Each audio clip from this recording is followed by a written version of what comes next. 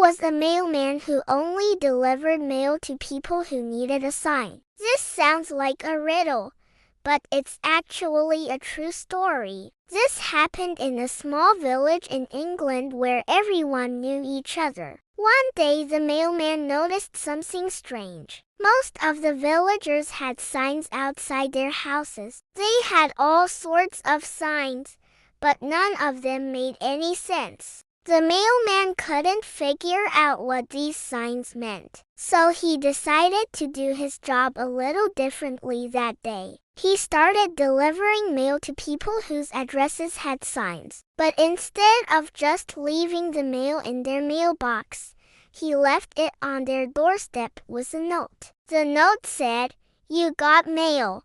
Then he moved on to the next house. At first, the villagers were confused, but soon they started to understand what was happening. They all went to their doors and saw that the mailman had left their mail there. It was amazing. No one had to go looking for their mail. It was brought to them. But the mailman didn't do this for everyone. He only did it for people who had signs outside their house. This made the mailman think that those people needed a sign more than others. The next day, the local newspaper wrote about the mailman's unusual way of delivering mail. Many people were confused by this story, but no one understood why the mailman did this until they read the last part of the article. It said that the mailman had recently retired, and for years, his hobby had been making signs for people's houses. He loved making signs,